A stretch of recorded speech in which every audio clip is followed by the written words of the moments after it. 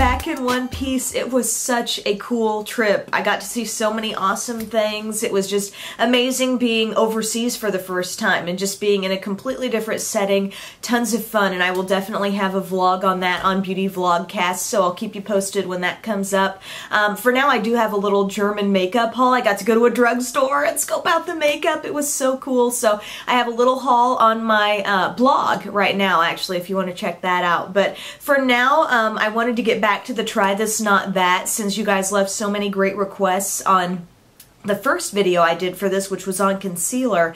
A lot of people wanted to see one on mascaras, so that's what I'm doing now. I do have a little bit of a cold, by the way. Got that kind of right at the tail end of my trip on the way back home, but bear with me for this video. I do have a lot of different categories of mascara to talk about. Also, a lot of people have asked me about like the Too Faced Better Than False Lashes, and that is actually going to fit into this video. You'll have to keep watching to see if it's a try this or a not that. I'm going to start off by talking about lengthening mascaras, and the Try This for me is L'Oreal Double Extend. This is a two-step mascara, but it really is worth that extra step because this primer that you see right here completely lengthens your lashes so much. So I would apply this to each eye, let it get dry, and then take the second step, which is your traditional black mascara. The brush, by the way, on this reminds me a lot of L'Oreal's Voluminous, but it lengthens out your lashes so much. Definitely the best mascara for length that I've tried. And a problem I run into with a lot of lengthening mascaras is I feel like the microfibers in the mascara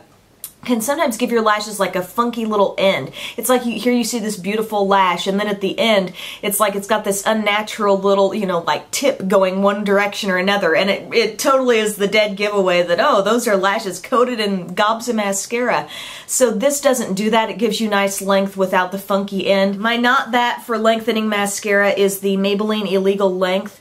I actually really liked this when it was first released, and it was definitely different than it is now, and then it got discontinued for a while, and they brought it back as a mascara that I'm not really a fan of. It once again has those false fiber extensions in it, but I don't feel like it looks, you know, really natural on the lashes. I mean, those funky ends that I spoke of, yeah, you'll see those with this. This used to be a really nice lengthening mascara, but unfortunately the re-release that is available to us all now did not turn out to be the same thing. For my Try This for a volumizing mascara, it's not going to come as a big surprise, so I'm not going to spend too much time on this one, but it's Almay Get Up and Grow. This is one that I've just really been loving ever since like the Emily Awards back in January. It's a very thick, dense brush with a lot of bristles, and I find that it just gives a lot of volume and length. Actually, it's great for both of those things. A couple of other mascaras that I could have put in this category would be the Mally Volumizing or the Tarte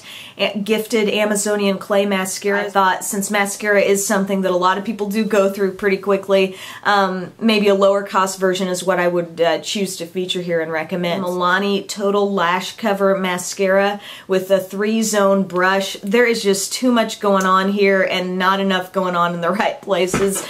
This is one of those brushes when you pull it out, it's covered with mascara at the tip, so you've got to clean that off.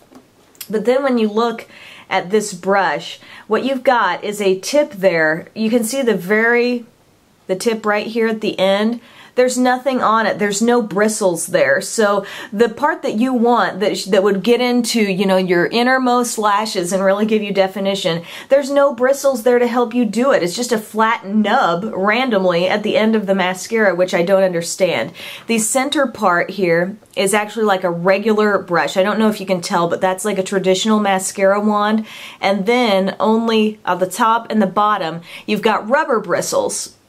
And those are so spread out, so far apart, they don't do enough defining and separating of the lashes, and as you can see, upon pulling it out of the tube, you've got a lot of clumps on those rubber bristles as well. You end up with lashes that look very teamed up and clumped together like you got about 5 eyelashes, and again, you don't have any help from the tip to help you define it because it is just that rubber just nub. That's all I could think of at the end here, and it does not work for me at all. Some people really prefer rubber brush mascaras. I think they can be good for definition and for just getting a really clean look on the lashes. And one that I really like, not just for volume and, you know, making your lashes look great, but also for not flaking and smudging throughout the day, is the CoverGirl LashBlast Volume.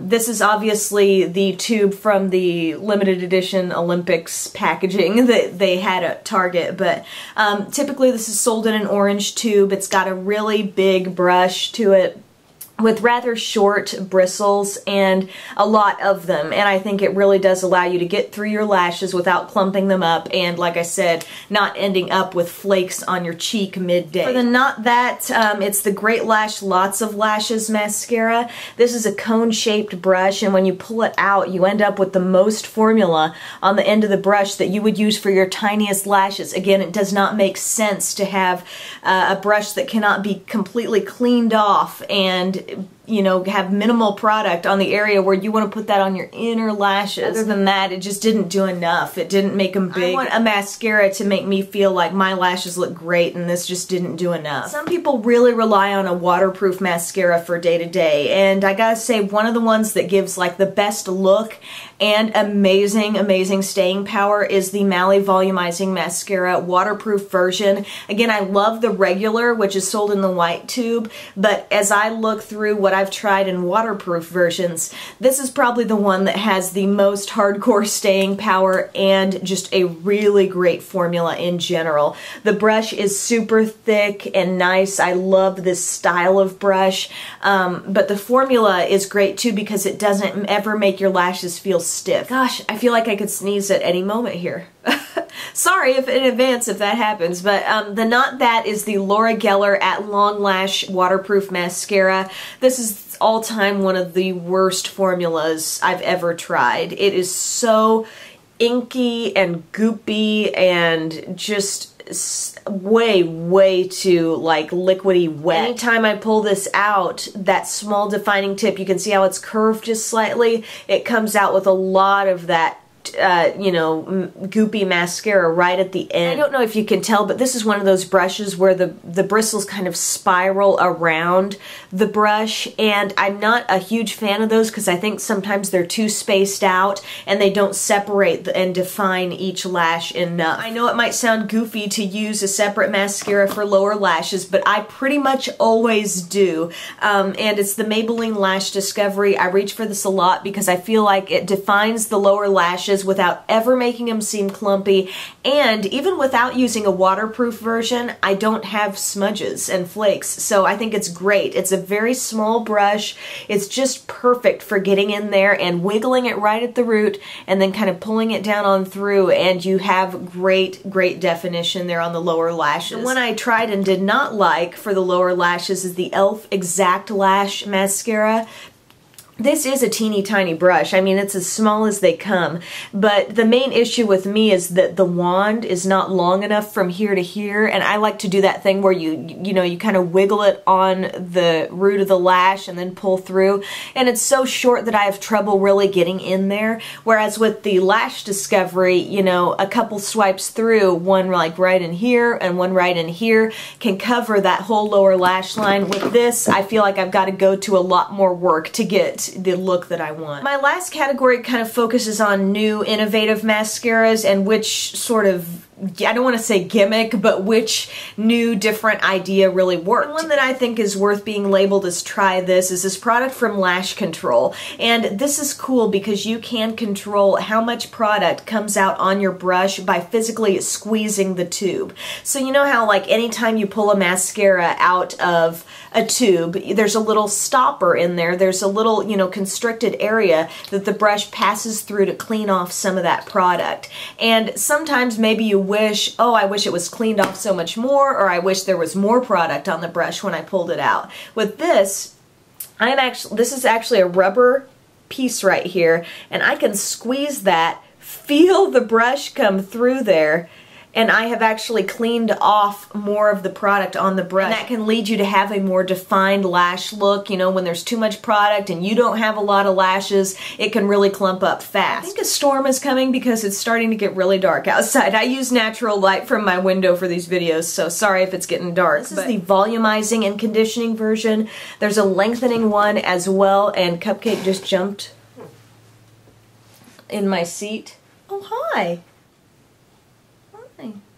Okay, I'm not sure what her plan is, but she is now crawling around and is on the chair. Okay. For the idea that did not work so well, the Too Faced Better Than False Lashes. I'm putting this on my not that list because I really had high hopes for this. Calling something better than false lashes, I mean, I know how good false lashes can be, and it's not quite there. I gotta say, basically the way the system works is you take a first step of mascara that you put on your lashes, and that kind of gets them primed for what's to come, which is this second step, which is the nylon lash fibers, and it looks furry. It's like a furry little brush here with a bunch of different fibers. And when you put that on your eye, they sometimes don't all go on your lashes. Sometimes they go into your eye, which I found, which was pretty unpleasant as a contact lens wearer. You paint that on and they kind of stick, sort of, to the first coat of mascara.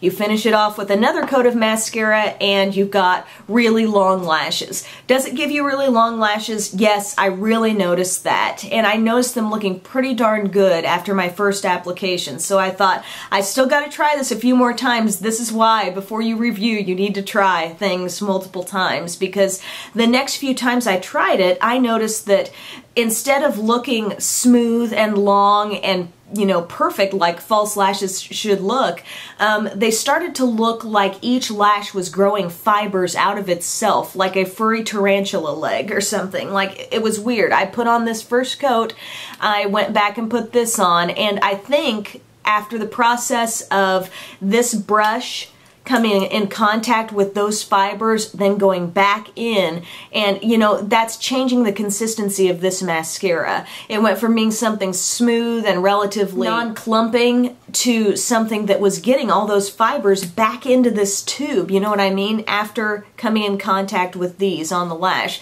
So that's why that's at least my assessment of why I think this stopped working so well as time went on for me, and the lashes started looking really overdone. And that's a lot for me to say because I like big lashes. I found that this was looking just not natural and just, for the claim, not as good as false lashes. So that's my try this, not that for mascaras. I hope you guys enjoyed this. I hope this shed some light on the good from the bad. I know we all have our own opinions, and mascaras, it can really be hard to find one that pleases everyone, but hopefully through this video you could see one or two that might meet your needs. So thanks for watching, guys. See you later.